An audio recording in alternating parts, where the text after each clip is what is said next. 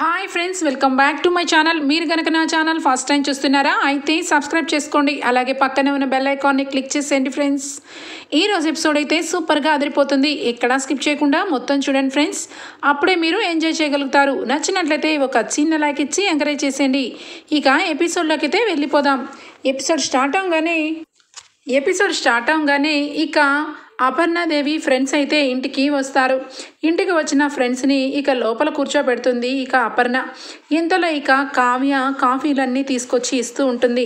కావ్యం చూసి ఇక మీ కోడలు కదా అపర్ణ, ఇక వీళ్ళకి సంవత్సరం అయింది పెళ్ళయి, ఏంటి ఎవరు పుట్టలేదా అని చెప్పి అంటూ ఉంటే ఈ లోపల రాజిక ఆ పసిబిడ్డని ఎత్తుకొని మెట్లు దిగుకుంటూ వస్తాడు. వెంటనే ఇక ఏంటి అపర్ణ, సర్ప్రైజా, నీకు మనవడు పుట్టాడు, ఈ విషయం కూడా దాచిపెట్టేశావు, కనీసం వాడికి అన్నప్రసన్న బారసాల లాంటి ప్రోగ్రాంలు ఉన్నప్పుడు కూడా మమ్మల్ని పిలవలేదు, ఇదెక్కడ న్యాయం అని చెప్పి ఇక అంటూ ఉంటారు. ఇక అపర్ణకి ఏం చెప్పాలో అర్థం కాక అలానే చూస్తూ ఉంటే కావ్య కూడా ఇక వాళ్ళు అనవసరంగా తప్పుగా అనుకుంటున్నారు, కానీ ఈ విషయం కాదని చెప్తే ఇంట్లో అందరి ముందు ఇక ఆయన గురించి అందరూ కూడా చర్చలు పెట్టుకుంటారు, అలా అని చెప్పి అలానే సైలెంట్గా ఉంటే అది కరెక్ట్ కూడా కాదు అని చెప్పి మనసులో అనుకుంటూ ఉంటుంది. సరే కానీ అమ్మ కావ్య, నీకు సిజేరియన్ నార్మలా సిజేరియన్ అయిందా అని చెప్పి అడుగుతుంది ఒక ఆవిడ. ఇక వెంటనే ఏంటి మీరు రాంగ్గా అడుగుతున్నారు, అసలుగా అడగాల్సింది రాజుని, ఈ విషయం రాజు అయితే కరెక్ట్గా చెప్తాడు, పాపం కావ్యకేం తెలుసు అని చెప్పి రుద్రాణి అంటుంది. ఇక రాజ్ అలా రుద్రాణి మాట్లాడేసరికి ఇక దెబ్బకి షాక్ అయిపోతాడు. ఇక అందరి ముందు ఆ బిడ్డకి తండ్రినని చెప్పాలని ఇక అలానే చూస్తూ ఉంటాడు. ఇక ఇంతలో వెంటనే కూడా కావ్య ఇక నార్మలే అని చెప్పి అనేస్తుంది. అనేసిన వెంటనే ఆహా అవునా, చాలా క్యూట్గా ఉన్నాడు, బాబుకి అన్నీ కూడా వాళ్ళ నాన్నగారి పోలికే వచ్చినట్టుంది అని చెప్పి, ఇదిగో అపర్ణ, నువ్వు చిన్న చిన్న విషయాలన్నీ కూడా అందరికీ షేర్ చేస్తావు, కానీ ఇంత పెద్ద విషయాన్ని ఎందుకు దాచిపెట్టావు, అయినా వీడి బర్త్డే అయినా మమ్మల్ని అందరినీ పిలిచి సెలబ్రేట్ చేస్తే బాగుంటుంది అని చెప్పి ఇక అక్కడి నుంచి వాళ్ళు వెళ్ళిపోతారు. ఇక వెళ్ళిపోయిన వెంటనే కూడా కావ్య ఇక ఏంటి మీరు అసలు ఏం చెప్పాలనుకుంటున్నారు, ఇంట్లో నలుగురు గోడల మధ్య ఉన్న విషయాన్ని అందరికీ తెలియజేసి ఏమి సరదా పొందుదామని చూశారు అని చెప్పి రుద్రాణిని కావ్య నిలదీస్తుంది. ఇక వెంటనే కూడా చాలు ఊరుకో, నేను నిలదీయడం ఏంటి, రాజంతటికి రాజే ఒక బిడ్డను తీసుకొని వచ్చి నా బిడ్డ అని చెప్పి చెప్తుంటే ఆ విషయమే వాళ్ళకి చెప్తున్నాను. ఈరోజు నువ్వు దాచిపెట్టినా రేపటి రోజు నీ బిడ్డగా నువ్వు అందరికీ చెప్పుకుంటావా, ఆ వాడంటే నీకేమన్నా నిజంగా తల్లి లాంటి ప్రేమ ఉందా, ఏదో ఈ ఇంట్లో ఇక రాజు భార్యవు కాబట్టి ఇక రాజు చేసిన పనికి ఇక నువ్వేదో సమర్థించినట్టుగా వాడి మీద ప్రేమ చూపిస్తున్నావు, కానీ నిజానికి నీకు వాడంటే ఇష్టమా ఏంటి, ఏ రోజైనా తెచ్చిన బిడ్డ తెచ్చినట్టే ఉంటాడు, నువ్వేమీ అసలు తల్లివి కాదు అని చెప్పి అంటుంది రుద్రాణి. ఇక వెంటనే అక్కడే ఉన్న ఇందిరాదేవి చాలు ఊరుకో, ఏం మాట్లాడుతున్నావు రుద్రాణి, ఇంట్లో చాలా వరకు గొడవలకి అన్నిటికీ కారణం నువ్వే, లేనిపోని దానికి అన్నిటికీ కూడా ఒకదాని తర్వాత ఒకటి ఏదో ఒకటి తెచ్చి పెడుతూనే ఉంటావు, ఇక అపర్ణ ఫ్రెండ్స్ ముందు నువ్వెందుకు అలా మాట్లాడావు అంటే ఖచ్చితంగా ఈరోజు రాజు వేరొక బిడ్డకి తీసుకొని వచ్చాడు అన్న సంగతి వాళ్ళకు తెలియాలని కావాలనే నువ్వు వాళ్ళ దగ్గర మాట్లాడావు, ఆ మాటలు మాట్లాడడానికి నీకు బుద్ధి లేదా, ఈ ఇంట్లో గౌరవ మర్యాదలు అంటూ ఉన్నాయి, ఆ మర్యాదని తీసేలాగా ప్రవర్తిస్తావా అని చెప్పి అనగానే ఇక వెంటనే అపర్ణ, అత్తయ్య గారు మన బంగారం బాగుంటే వేరే వాళ్ళు ఒక మాట అనరు, నిజానికి రాజ్ చేసిన తప్పు ఈరోజు 4 గోడల మధ్య ఉంది, రేపటి రోజు బయట ప్రపంచానికే తెలిసిపోతుంది, అప్పుడైనా ఖచ్చితంగా నేను తలదించుకోవాలి కదా, అందుకే ఎప్పటికీ కూడా తల ఎత్తుకోలేని పరిస్థితి చేశాడు కాబట్టి నా కొడుకు ఎవరైనా నన్ను ఎన్నో రకాలుగా మాటలు అంటారు, పడక తప్పదును అని చెప్పి సీరియస్గా రాజ్ వంక చూసి వెళ్ళిపోతుంది అపర్ణ. ఇక వెంటనే ఇక అందరూ కూడా సైలెంట్ అయిపోతారు. ఇక కావ్య అయితే మనసులో ఖచ్చితంగా ఇక శ్వేత అన్నీ కూడా అరేంజ్మెంట్స్ చేసే ఉండొచ్చు గెట్ టుగెదర్ ప్రోగ్రాంకి, ఇక ఎంతవరకు వచ్చిందో ఒక్కసారి శ్వేతని కనుక్కోవాలి అని చెప్పి ఇక కావ్య అయితే అక్కడి నుంచి పక్కకు వచ్చి ఫోన్లో అడుగుతుంది శ్వేతని. శ్వేత, ఇక నువ్వు పార్టీ అరేంజ్ చేసావు కదా, అందరినీ ఇన్వైట్ చేసావు కదా, ఇక వెన్నెల విషయం తెలిసిందా, వెన్నెలను కూడా ఇక మీ కాంటాక్ట్స్లో వచ్చిందా అనగానే అదే ట్రై చేస్తున్నాను శ్వేత, అదే ట్రై చేస్తున్నాను కావ్య. ఇక నా ఫ్రెండ్స్ అందరూ కూడా ఆల్మోస్ట్ చాలా వరకు అందరూ కూడా నా కాంటాక్ట్లోకి వచ్చారు. కానీ వెన్నెల మాత్రం ఇప్పటి వరకు అజా లేదు. అసలు ఎవరిని అడిగినా వెన్నెల గురించి తెలియదంటున్నారు. బహుశా తను అసలు ఇక్కడ ఉందో లేదో అనగానే ఖచ్చితంగా ఉండే ఉంటుంది శ్వేత. ఇక్కడ బిడ్డను పెట్టుకొని తను ఇక్కడ ఉండకపోతే ఇంకెక్కడ ఉంటుంది? ఖచ్చితంగా వెన్నెల ఇక్కడ ఎక్కడో ఉండే ఉంటుంది అని చెప్పి అంటుంది. అవును అవును, నువ్వు అన్నది కరెక్టే. కానీ ఇక తన గురించి ఎవరిని అడిగినా, తన ఫ్రెండ్స్ని అడిగినా కూడా ఇక అందరూ కూడా వెన్నెల విషయం మాకు తెలియదు అని చెప్పి అంటున్నారు. కానీ ఇంకా ఈ రోజంతా కూడా ట్రై చేస్తాను, ఖచ్చితంగా వెన్నెలని పట్టుకుంటాను అని చెప్పి శ్వేత ఫోన్ పెట్టేస్తుంది. ఇక అక్కడి నుంచి ఇక్కడ చూస్తే అప్పు ఇక వాకింగ్ చేస్తూ ఉంటుంది. వాకింగ్ చేస్తూ ఉంటే తనకి ఇక అంతకు ముందు కూడా ఒక పెద్ద పోలీస్ ఆఫీసర్ పరిచయం వల్ల ఇక అక్కడ పార్క్లో కూర్చొని వాకింగ్ చేస్తూ ఉంటాడు ఆ పెద్ద ఆయన పోలీస్ ఆఫీసర్, రిటైర్డ్ అయిపోయిన పోలీస్ ఆఫీసర్. ఇక వెంటనే అప్పు ఇక రన్నింగ్ చేస్తూ 4-5 రౌండ్లు వేసి పక్కన వచ్చి కూర్చుంటుంది. కూర్చోగానే ఇక నువ్వు పోలీస్ ట్రైనింగ్కి వెళ్తున్నావా? నువ్వు పోలీస్ ట్రైనింగ్కి వెళ్తే ఖచ్చితంగా నువ్వు సెలెక్ట్ అవుతావు. నువ్వు ఎలాంటి అధైర్యాలు పెట్టుకోవసరం లేదు. నువ్వు రౌండ్స్ కొడుతున్నప్పుడు నువ్వు చాలా ఫాస్ట్గా రౌండ్స్ కొడుతున్నావు అని చెప్పి ఎంకరేజ్గా మాట్లాడతాడు ఇక ఆ పోలీస్ ఆఫీసర్ అప్పుతో. అప్పు కూడా ఆయనతో క్లోజ్గా మాట్లాడుతూ ఉంటుంది. ఇక వెంతలో ఒక ఇన్స్పెక్టర్ అయితే అక్కడికి వస్తాడు. వచ్చి నమస్తే సార్, ఎలా ఉన్నారు ఏంటి అని చెప్పి అన్ని మాటలు మాట్లాడుతూ, అవును మొన్న ఈ మధ్య ఫోన్ చేసి ఒక కేసు గురించి చెప్పావు, ఆ కేసు ఇప్పుడు ఇక ఒక కొలిక్కి వచ్చిందా అని చెప్పి అంటాడు. ఇక అప్పు వింటూ ఉంటుంది. ఏమీ రాలేదు సార్, నిజానికి ఇక Swaraj group of company MD అయిన రాజ్ సార్ ఉన్నారు కదా, ఆయన చాలా పెద్ద యాక్సిడెంట్ చేశారు. ఆ యాక్సిడెంట్ విషయంలో ఇక అకస్మాత్తుగా అక్కడికక్కడే ఇక ఆయన తండ్రి చనిపోయాడు. వాళ్ళకి ఒక పసిబిడ్డ ఉంది సార్. ఆ పసిబిడ్డ కూడా చాలా గాయాల పాలా అయ్యాడు. కానీ ఆ బిడ్డని ఇక ఆ రాజే బతికించారు. ఇక ఆ ఒక్క కారణం చేత ఆయన ఇప్పటి వరకు ఎవరు అరెస్ట్ చేయలేదు. కానీ ఆయన యాక్సిడెంట్ చేయడం వల్ల ఒక నిండు ప్రాణం అయితే బలైపోయింది. ఇక ఒక పసిబిడ్డకి తండ్రి లేకుండా అయిపోయాడు. చివరాఖరికి తల్లి అయితే ఇక కోమా స్టేజ్లో ఉంది. ఇక ఆవిడ పరిస్థితి కూడా ఎంతో కొంత అంటున్నారు. నిజానికి యాక్సిడెంట్ చేయలేదు అని చెప్పి రాజ్ అయితే అంటున్నారు. కానీ నిజానికి తను చేయకుండా ఒక యాక్సిడెంట్ ఎలా అవుతుంది? ఖచ్చితంగా ఆ టైంలో ఆయన కారే అక్కడ ఉంది అని చెప్పి చెప్తూ ఉంటాడు. ఇక మాటలన్నీ విన్నా ఇక అప్పు ఒక్కసారిగా షాక్ అయిపోతుంది. ఇదేంటి బావగారు గురించి మాట్లాడుతున్నారు? ఇక Swaraj group of company MD అంటే రాజ్ బావే కదా, రాజ్ బావ తీసుకొచ్చిన బాబు గురించేనా వీళ్ళు మాట్లాడేది అని చెప్పి ఇంకా ఏం మాట్లాడుకుంటారా అని చెప్పి వింటూ ఉంటుంది. ఇక వెంటనే ఆ పోలీస్ ఆఫీసరు ఇక ఆయన ఆ యాక్సిడెంట్ చేయకపోయింటే మరి అదే టయానికి అక్కడ ఎందుకున్నాడంట అనగానే ఆ వివరాలే తెలుసుకుంటున్నాం. త్వరలో ఇక నిజాలు బయటకు వస్తే ఖచ్చితంగా ఆ ఎండి గారిని అరెస్ట్ చేయాల్సి వస్తుంది సార్. కానీ ఆయన బ్యాక్గ్రౌండ్ చూస్తే చాలా మంచి వ్యక్తి అని, చాలా న్యాయంగా ఉంటాడని ఎంక్వైరీలో తేలింది. తను ఆ బిడ్డకు కూడా చాలా బ్లడ్ పోతే బ్లడ్ ఎక్కించి స్వయంగా ఆయన బ్లడ్డే ఆ బాబుకి ఎక్కించి ఇక ఆ బాబుకి ఉన్న డిసీజ్ అయితే కూడా ఆయనే ఇక బాగు చేయిస్తానని తన దగ్గర పెట్టుకున్నాడంట. ఇక ఖచ్చితంగా ఆ కేసులో ఆయనని అరెస్ట్ చేయడానికి ఇక త్వరలో అయితే మేము వెళ్ళాల్సి వస్తుంది అని చెప్పి అన్నీ కూడా మాట్లాడుతూ ఉంటారు. ఇక వెంటనే కూడా ఇక బావగారు తీసుకొచ్చిన ఆ పసిబిడ్డ గురించి మాట్లాడుతున్నారు. Swaraj group of company MD అంటే రాజ్ బావే కదా అని చెప్పి వెంటనే కూడా ఇక ఈ విషయాలన్నీ కూడా ఇక కావ్యకి ఫోన్ చేసి చెప్పాలి. అంటే మొన్నటి వరకు ఆ బాబు నా బిడ్డ అని చెప్తున్న బావ ఖచ్చితంగా ఇక వేరొకరి బిడ్డ అనమాట. ఆ బిడ్డని బావగారు ఇక నా బిడ్డ అని చెప్పి ఇంటికి తీసుకొని వచ్చారు. ఈ విషయం ఎవరికి కూడా చెప్పలేదు. ఈ విషయం నేను కావ్యక్కకి చెప్తాను. కావ్యక్క ఇక ఖచ్చితంగా ఈ విషయంలో ఇక ఖచ్చితంగా నిలదీస్తుంది, ఖచ్చితంగా నిలదీయాలి కూడా అని చెప్పి ఇక వెంటనే కూడా అప్పు ఇక అక్కడి నుంచి బయటకు వచ్చేసి ఇక ఫోన్ చేస్తుంది కావ్యకి. కావ్య అప్పటికే ఇక వెన్నెల గురించి ఆలోచిస్తూ ఉంటుంది. వెన్నెల ఎక్కడున్నావు? అందరి కాంటాక్ట్స్లో కూడా ఎక్కడా కూడా వెన్నెల లేదు అని చెప్పి అంటున్నారు. ఇక ఈయన చూస్తే బిడ్డను తీసుకుని వచ్చారు. ఆ బిడ్డ తల్లి ఎవరంటే వెన్నెల అన్నారు. నిజంగా ఈయన 10th క్లాసు క్లాస్మేట్ వెన్నెల అయితే తను అందరితో పాటు ఇక్కడే ఉంటుంది కదా, తను ఎందుకని ఇంకా శ్వేత దగ్గరికి రాలేకపోతుంది, తను ఎక్కడుందో ఏంటో అని చెప్పి అనుకుంటూ ఉంటే అప్పు ఫోన్ చేస్తూ ఉంటుంది కావ్యకి. ఇక కావ్య లిఫ్ట్ చేసేసరికి అప్పు అయితే ఇక ఆ విషయాన్ని ఆ పసిబిడ్డ గురించి చెప్తుంది. కావ్యక్క, నీకు ఒక విషయం తెలియాలి. నిజంగా మన బావ నిజంగా బావ ఏ తప్పు చేయలేదు.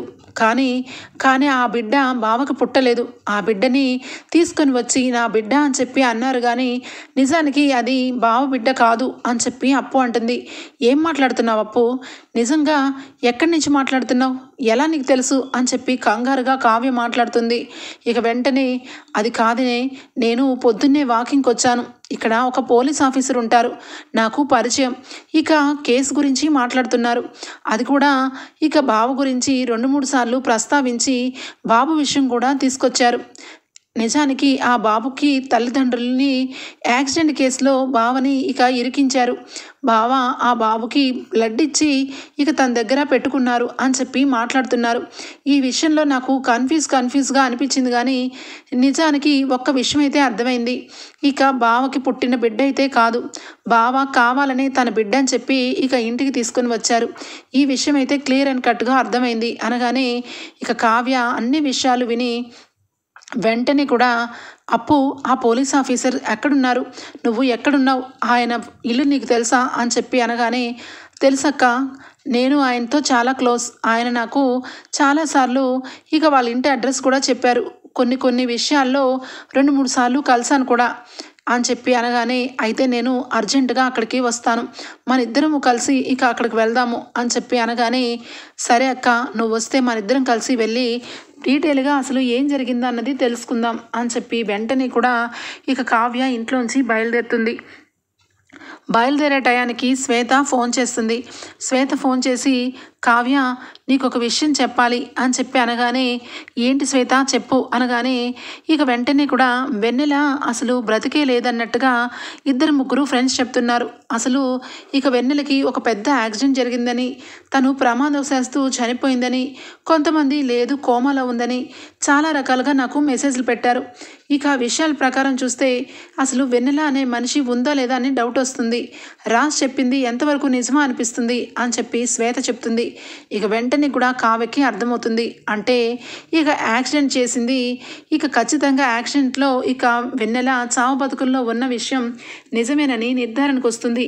వెంటనే ఇక శ్వేతకి, సరే శ్వేత, నాకు ఇక వెన్నెల గురించి కొంత క్లూ తెలిసింది, నీకు నేను తర్వాత మాట్లాడతాను అని చెప్పి ఫోన్ పెట్టేసి ఇక అప్పుతో కలిసి ఇద్దరు కలిసి ఆ పోలీస్ ఆఫీసర్ వాళ్ళ ఇంటికైతే వెళ్తారు. ఇక వెంటనే కూడా, ఏంటమ్మా ఇంటికి వచ్చారు అని చెప్పి ఇక నవ్వుతూ పలకరిస్తాడు ఆ పోలీస్ ఆఫీసర్. ఎమ్మటే, అంకుల్, మీతో చిన్న విషయం మాట్లాడాలి. మీరు ఇందాక మార్నింగ్ వాకింగ్ చేస్తున్నప్పుడు ఒక కేసు గురించి మాట్లాడారు కదా, అది నేను విన్నాను.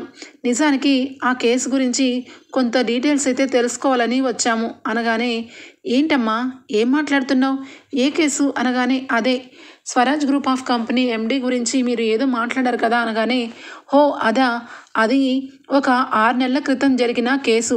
కాకపోతే ఆ విషయంలో ఇక నిజానికి ఇక ఆ ఎండీది తప్పు లేదని చాలాసార్లు ఇక అక్కడ ఉన్న సీసీ కెమెరాల్లో వచ్చింది. కానీ అక్కడ చూస్తే యాక్సిడెంట్ జరిగింది. ఆ టైంలో అక్కడ ఎవరూ లేరు.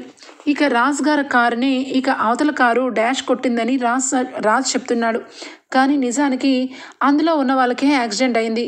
రాజ్కి ఒక దెబ్బ కూడా తగలలేదు అని చెప్పి ఇక అనగానే, వెంటనే, అవునమ్మా, ఈ వివరాలన్నీ ఎందుకు అడుగుతున్నారు, అసలు ఇక ఆ కుటుంబానికి మీకు ఏమన్నా రిలేషన్ ఉందా అనగానే, వెంటనే ఇక అప్పు, అంకుల్, నిజానికి రిలేషన్ కాదు, మా అక్క వాళ్ళ హస్బెండే ఆ రాజు అంటే.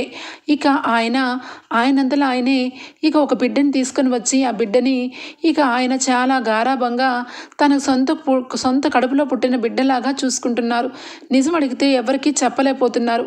అందుకే ఈరోజు ఇక మీరు ఈ విషయం మాట్లాడేసరికి నేను ఇక వెంటనే కూడా, ఇదేంటి బావ ఇలా అబద్ధం చెప్పాడు అని చెప్పి ఇక అక్కకు చెప్పాను. ఈ విషయంలో మీరే మాకు ఫేవర్ చేయాలి, అసలు జరిగిందేంటో కొంచెం అక్కకి చెప్పాలి అని చెప్పి అప్పు బాధపడుతూ అంటుంది. ఇక వెంటనే కావ్య, సార్, నిజానికి నా హస్బెండ్కి ఏం జరిగింది, అసలు ఆ బిడ్డకి నా హస్బెండ్కి ఏంటి సంబంధం, ఈ విషయాలు ఏమీ కూడా నాకు తెలియదు. దయచేసి ఈ విషయంలో మాకు నిజాలు చెప్పండి అని చెప్పి ప్రాధాయపడుతుంది కావ్య. ఇక వెంటనే కూడా ఫైల్ని పోలీస్ ఆఫీసర్కి ఫోన్ చేస్తాడు.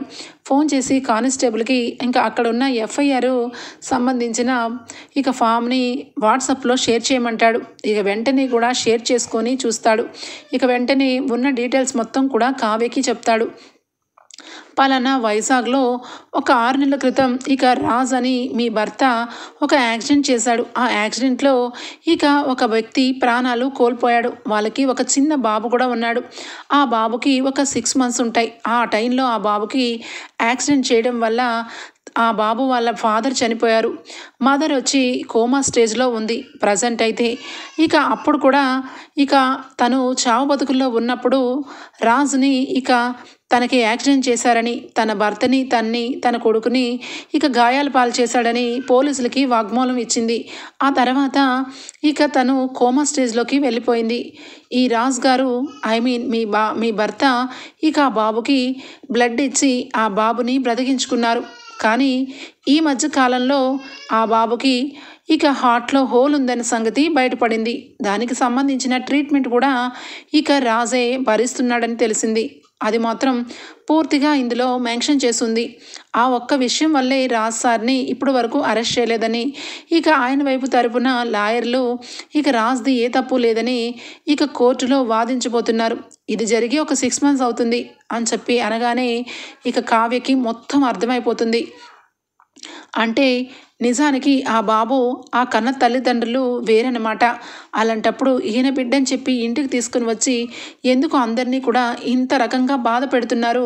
ఈయన చేసి ఒక మంచి పని చేసి ఆ బాబు ప్రాణాలను కాపాడి ఆ బాబుకి హార్ట్లో హోల్ ఉంటే దానికి సంబంధించిన ట్రీట్మెంట్ చేయిస్తూ మరి ఇంట్లో అందరి ముందు దోషిగా ఎందుకుంటున్నారు అని సంగతి తెలుసుకొని నా భర్త యాక్సిడెంట్ చేయలేదు అని నా పూర్తి నమ్మకం.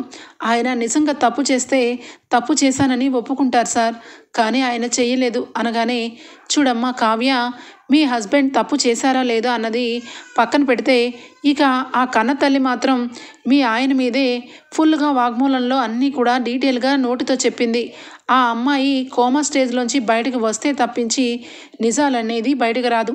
అప్పటి వరకు ఖచ్చితంగా మీ హస్బెండ్కి ఎప్పుడు అరెస్ట్ చేస్తారో, ఎప్పుడు తీసుకెళ్ళి జైల్లో పెడతారో తెలీదు అని చెప్పి చెప్తారు.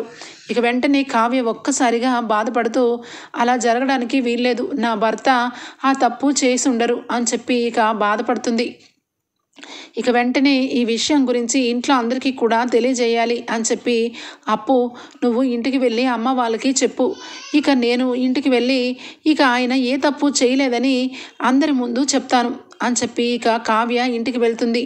ఇంటికి వెళ్ళిన కావ్య వెంటనే కూడా హాల్లో అందరూ ఉంటారు. అపర్ణ కూడా చాలా బాధపడుతూ ఉంటుంది. ఎందుకంటే వాళ్ళ ఫ్రెండ్స్ వచ్చినప్పుడు చాలా ఎగతాళిగా మాట్లాడి వెళ్ళడం, అలాగే ఇటువైపు రుద్రాణి అలాగే దానలక్ష్మి దెప్పి పొడుపు మాటలు మాట్లాడడం, ఒకవైపు రాజ్ కొండంత ఎత్తులో ఉన్న రాజ్ అంతవరకు కిందకి వచ్చేసి ఒక సామాన్యులాగా ఉండడం వల్ల తను భరించలేదు. వెంటనే కావ్య బయటకెళ్ళి రావడం గమనిస్తుంది అపర్ణ. వెంటనే, ఇదిగో కావ్య, నీ సహనానికి నీ ఓర్పుకి ఒక దండం. నా కొడుకు విషయంలో నిజంగా తప్పు జరిగింది. వాడంతలో వాడే నోటితో చెప్తున్నాడు. వాడు చేసిన తప్పుకి నువ్వు ఏమి శిక్ష విధిస్తావో విధించు, కానీ ఈ ఇంటిని వదిలి దయచేసి వెళ్ళిపో అని చెప్పి అంటుంది. ఒక్కసారిగా అపర్ణాదేవి కావ్య షాక్ అయిపోతుంది. ఏంటత్తయ్య ఏం మాట్లాడుతున్నారు అనగానే, మా ఇంటి పరువు గంగలో కలిసిపోతూ ఉంది. ఖచ్చితంగా నువ్వు ఇంట్లో ఉంటే ఆ బిడ్డ నీకు పుట్టిన బిడ్డ అని చెప్పి ఎవరైనా అడుగుతారు. ఖచ్చితంగా దానికి సమాధానం మేము చెప్పలేము. అలాగే ఆ బిడ్డను తీసుకొని రాజు ఇంట్లో ఉంటే ఖచ్చితంగా ఈ విషయంలో రాజుకు పుట్టిన బిడ్డేనని ఎవరైనా వచ్చి అడుగుతారు.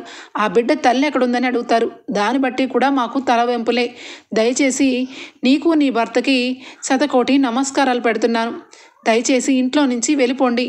చూడు రాజ్, నువ్వు ఆ బిడ్డను తీసుకొని నీ ఇష్టం, నువ్వు ఎక్కడికి వెళ్తావో వెళ్ళు, కానీ దయచేసి నువ్వు మాత్రం ఇంట్లో ఉండడానికి వీల్లేదు. నీ మూలంగా ఇల్లంతా కూడా, ఇంటి పరువంతా కూడా గంగలో కలిసిపోతూ ఉంటే ఈ ఇంటికి కోడలుగా నేను చూస్తూ ఊరుకోలేను. నా కన్న బిడ్డైనా, వాళ్ళు పరాయి బిడ్డైనా, ఎవరైనా నాకు సమానమే. ఖచ్చితంగా నువ్వు ఇక తప్పు చేశావు. దానికి శిక్ష ఏంటో తెలుసా? నాతో నువ్వు జీవితాంతం మాట్లాడకుండా ఉండటమే. ఇంట్లో ఉంటూ మాట్లాడకుండా ఉండటం వీలు కాదు కాబట్టి ఇంట్లో నుంచి నువ్వు వెళ్ళిపోతేనే ఈ సమస్యకి పరిష్కారం జరుగుతుంది. ఎవరైనా అడిగితే ఇక నువ్వు ఎక్కడున్నావో కూడా నాకు తెలియదని చెప్తాను. దాన్ని బట్టి ఇక నువ్వు నీ భార్య, నీకు పుట్టిన బిడ్డ మీరు ఎక్కడుంటారో నాకు అవసరం లేదు అని చెప్పి అంటుంది అపర్ణ. ఆ మాటలకి ఇక కావ్య వెంటనే కూడా, అదేంటత్తయ్య, ఇంట్లోంచి వెళ్ళబోమంటున్నారు తప్పించి అసలు నిజంగా ఆయన తప్పు చేశారా లేదా అన్నది మీకు అవసరం లేదా అనగానే, ఏం మాట్లాడుతున్నావు? ఒక తల్లిగా వాడిని చాలాసార్లు అడిగాను. ఇక ఆ బిడ్డను తీసుకెళ్ళి తల్లి దగ్గర దించిరమ్మన్నాను. ఇంకా ఇంతకంటే ఎన్నిసార్లు అడగాలి? వాడు చేసిన తప్పుని ఒప్పని చెప్పి నువ్వు వాడి చుట్టూ తిరుగుతూ ఉన్నావని నేను కూడా నీలాగా తిరుగుతాను అనుకుంటున్నావా? నేను ఎప్పుడు కూడా తప్పు వైపు నుంచోను. ఎక్కడ తప్పు జరుగుతుందో అక్కడ అపర్ణ ఉండదు. అది కొడుకైనా ఇంకెవరైనా అని చెప్పి అనగానే, అవునత్తయ్య గారు, మీరు చెప్పింది కరెక్టే, కానీ ఆయన నిజానికి తప్పు చేయలేదు. ఆయన ఆ బిడ్డకి తండ్రి కాదు. అలాంటప్పుడు ఇక ఆయన ఇంట్లోంచి వెళ్ళాల్సిన అవసరం ఏంటి అని చెప్పి అంటుంది. ఇక ఇంట్లో అందరూ కూడా దెబ్బకి షాక్ అయిపోతారు.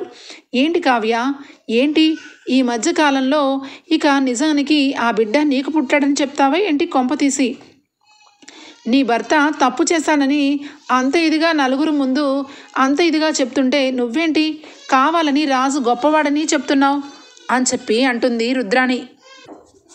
అవును, నా భర్త గొప్పవాడే. నా భర్త ఏ తప్పు చేయలేనప్పుడు నా భర్త గొప్పవాడే అని చెప్పి కావ్య అంటుంది. ఇక ఇంట్లో అందరూ కూడా అలానే చూస్తూ ఉంటే ఇందిరాదేవి, ఏంటమ్మా కావ్య, ఏం మాట్లాడుతున్నావు అనగానే, అమ్మమ్మ గారు, నేను చెప్పినట్టుగా ఆయన ఏ తప్పు చేయలేదు. ఆయన తప్పు చెయ్యరు. అది నా మనస్సాక్షికి తెలుసు. నిజానికి ఆయనకి ఈ బిడ్డ పుట్టలేదు. ఏంటండి ఎంత ఇదిగా నేను ఎలా చెప్తున్నానని అనుకుంటున్నారు కదా? ఇక ఈ బిడ్డ గురించి, ఈ బిడ్డ తల్లి గురించి పూర్తి డీటెయిల్స్ అన్నీ కూడా నాకు తెలుసు. ఆ బిడ్డ తల్లి కోమా స్టేజ్లో ఉంది. అలాంటప్పుడు ఇక ఈ బిడ్డని తీసుకెళ్ళి ఇక తల్లి దగ్గరికి ఎలా వదిలిపెడతారు అని చెప్పి అంటుంది కావ్య. వెంటనే ఇక ఇంట్లో వాళ్ళకి ఏమీ అర్థం కాదు. ఇక రాజ్కైతే ఒక్కసారి షాక్ అయిపోతాడు. కావ్యకి ఈ విషయం ఎలా తెలిసిందా అని చెప్పి. వెంటనే కూడా ఇక రాజ్ అయితే, ఏం మాట్లాడుతున్నావు కళావతి, ఈ విషయాలన్నీ నీకెలా తెలుసు అనగానే, మీరు చెప్పనంత మాత్రాన నాకు తెలియదు అనుకుంటున్నారా? ఎప్పుడు కూడా దేవుడు అనేవాడు ఉన్నాడండి. నిజాన్ని ఏదో ఒక రోజు బయట పెట్టిస్తాడు, అది ఎవరి రూపంలో అయినా అని చెప్పి ఇక మొత్తం కూడా అందరికీ కూడా అర్థమయ్యేలాగా చెప్తుంది. ఏమండి, ఆ బిడ్డ గురించి నాకు తెలిసిన వివరాలైతే మీరు యాక్సిడెంట్ చేశారని మీరు అనుకొని ఆ బిడ్డకి ప్రాణదానం చేసి ఇంటికి తీసుకుని వచ్చారు. అక్కడ వరకు బాగానే ఉంది. కానీ మీ రక్తం పంచుకొని పుట్టిన బిడ్డ అని చెప్పి ఇంట్లో అందరి ముందు చెప్పి ఎందుకండి ఒక దోషిలాగా నుంచున్నారు? మీరు చేసింది మంచి పనే కదా. ఆ మంచి పనిని ఇంట్లో అందరికీ చెప్పకుండా మీరు తప్పు చేసిన మనిషిలాగా ఇక ఎండి స్థానాన్ని వదులుకొని ఇంట్లో ఒక సాదా సీదాగా ఉంటూ అందరూ మిమ్మల్ని మాటలు అనేలాగా ఎందుకు అన్నారు చెప్పండి. ఇక ఈరోజు మీరు సమాధానం చెప్పాల్సిందే అనగానే ఇక వెంటనే రాజు అయితే ఒకటే మాట అంటాడు. చూడు కళావతి, ఈ బాబు విషయంలో నేను చాలా పెద్ద పొరపాటు చేశాను. అన్యాయంగా ఇక ఈ బాబు తల్లిదండ్రుల్ని పొట్టన పెట్టుకున్నాను. నేను తప్పు చేశానో చేయలేదో, కానీ నా మూలంగా ఒక కుటుంబం రోడ్డు మీదకి వచ్చేసింది. ఈ పసిబిడ్డకి తల్లి తండ్రులు లేని లోటు చేసేసింది. ఈ బాబుకి ఇక జీవితాంతం శిక్ష పడేలాగా కేవలం నా మూలంగా హార్ట్కు సర్జరీ అయ్యేలాగా జరిగింది. అందుకే నా జీవితంలో ఇక పిల్లలనే వాళ్ళు వద్దనుకున్నాను. నా జీవితంలో ఈ బాబే నాకు పిల్లవాడని అనుకుంటున్నాను. ఇక ఈ పుట్టిన బిడ్డకి తల్లి అనేది ఇక అకస్మాత్తుగా ఎప్పుడు ఏమవుతుందో కూడా తెలియదు. అలాంటప్పుడు ఆ బిడ్డకి తల్లిదండ్రుల్ని నా వైపు నుంచి నేను దూరం చేశాను కాబట్టి ఆ బిడ్డ నా జీవితంలో ఉంటాడు. అలాంటప్పుడు ఇక ఆ బిడ్డ గురించి ఇంట్లో అందరూ కూడా వేరొకరు పుట్టిన బిడ్డ అని చెప్పి వెంటనే కూడా ఏ అనాథ శరణాలకో లేదంటే ఇంకెక్కడికైనా వదిలేసి రమ్మంటారు, లేదంటే ఎంతో కొంత డబ్బు ఇమ్మంటారు. నాకు సొంతగా పుట్టిన బిడ్డ అంటేనే మా అమ్మతో సహా బాబుని ఇక అమ్మ దగ్గర వదిలేసి రమ్మన్నప్పుడు ఈ బిడ్డని వదలమని ఎంత ఎంత ఇదిగా చెప్తారో అర్థం చేసుకోండి. కానీ నా జీవితంలో నేను ఒక పెద్ద పొరపాటు చేశాను. వీడి కన్న తల్లిదండ్రుల్ని నా మూలంగా ఇక యాక్సిడెంట్ చేసి వాడికి దూరం చేశాను కాబట్టి నాకు జీవితాంతం శిక్షని నేను వేసుకున్నాను. నాకంటూ లైఫ్లో ఇక భార్య ఎవ్వరూ అవసరం లేదు, బిడ్డలు కూడా అవసరం లేదు. ఈ బిడ్డకి అన్నీ నేనే అవుతానని నా నిర్ణయం తీసుకున్నాను. అందుకే ఈ విషయంలో నా కొడుకని మీ అందరికీ చెప్పాను అని చెప్పి రాజు అయితే నిజం బయట పెడతాడు. ఇక కావ్య వెంటనే ఏమండి, ఏం మాట్లాడుతున్నారండి మీరు? మీ జీవితంలో మీరు పొరపాటు చేశారు, కానీ ఆ పొరపాటుని సరిదిద్దుకునే అవకాశం ఇచ్చాడు ఆ భగవంతుడు. ఇంకా ఆ బిడ్డ తల్లి బ్రతికే ఉందండి. మీరు అన్నట్టు ఆ బిడ్డ తల్లిని మీరు దూరం చేయలేదు. ఇక ఆ తల్లికి మనం ఎంతో కొంత ట్రీట్మెంట్ చేయించి ప్రాణాలని కాపాడి తల్లి బిడ్డని ఒక్కటి చేయాలండి. చేసేది ఈ రకంగా చేస్తేనే ఆ బిడ్డకి న్యాయం చేసినట్టు. అంతేగాని మీరు అనుకున్నట్టు ఆ బిడ్డకి మీరు తల్లిదండ్రులు అవుతానని చెప్పగలరు, కానీ నిజానికి తల్లిని ప్రేమని మించింది ఎవరు లేరండి. తల్లి ప్రేమని మీరు ఇవ్వలేరండి అని చెప్పి కావ్య అంటుంది. ఇక రాజ్ బిడ్డ కాదని ఇంట్లో అందరికీ కూడా అర్థమయ్యేసరికి అపర్ణ చాలా బాధపడుతుంది. రాజ్ చేసిన పనికి ఇక కావ్య అర్థం చేసుకొని అంత ఇదిగా ఇక రాజ్తో పాటు ఉంటూ ఆ బిడ్డకి పాలు అన్నీ కూడా పడుతూ ఇక ఆ బాబుని తన సొంత బిడ్డలాగా చూసుకుంది. నేను ఒక బిడ్డని కన్న తల్లిని ఇంత వయసు వచ్చినా ఇంకా కనీసం ఆ పసిబిడ్డ బాధపడుతున్న గుక్కెడ పాలు కూడా ఇవ్వలేదు. రాజుని అనుమానించాను. చివరాఖరికి ఇంట్లో నుంచి వెళ్ళిపోమంటున్నాను. నా మొహం చూస్తుంటే నాకు చాలా సిగ్గుగా అనిపిస్తుంది అని చెప్పి ఇక అపర్ణ చాలా బాధపడుతుంది. వెంటనే ఒరే రాజ్, నిన్ను నేను అనరాని మాటలు అన్నాను. ఆ బిడ్డని తీసుకొని ఇంట్లోంచి వెళ్ళిపోమన్నాను, కానీ నోరు తెరిచి ఒక్క మాట కూడా ఈ మమ్మీకి చెప్పాలనిపించలేదా? చెప్పు, నువ్వు ఏ తప్పు చేయలేదు కదా. అలాంటప్పుడు ఇంట్లో అందరి ముందు దోషిలాగా ఎందుకురా నుంచున్నావు? ఈ అమ్మని ఎందుకురా పరాయిదాన్ని చేశావు అని చెప్పి బాధపడుతుంది అపర్ణ. లేదు మమ్మీ, ఈ విషయంలో నేను దాచడానికి ఇంకోటి కూడా ఉంది.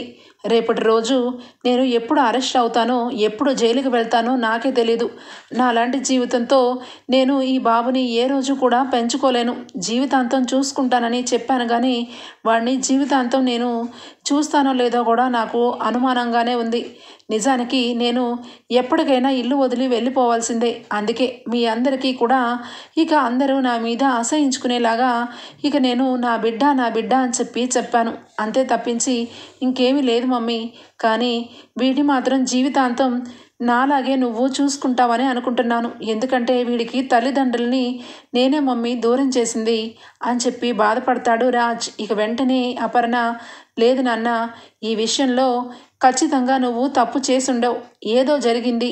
ఆ విషయంలో ఇక డాడీ ఏదో ఒకటి మాట్లాడి ఇక నీ విషయంలో ఆ బాబుకి ఎలాంటి అన్యాయం జరగదని ఇక తల్లిదండ్రులుగా మేము నుంచుంటాం. నువ్వు డీలా పడద్దు అనగానే, లేదు మమ్మీ, నిజంగా నేను తప్పు చేస్తే నాకు ఆ దేవుడు శిక్ష వేయాల్సిందే. ఆ శిక్షకి నేను అర్హుడినే అవుతాను అని చెప్పి మాట్లాడుతూ ఉంటాడు. ఇంతలో ఇక పోలీస్ స్టేషన్ నుంచి 2 కానిస్టేబుల్స్ వస్తారు.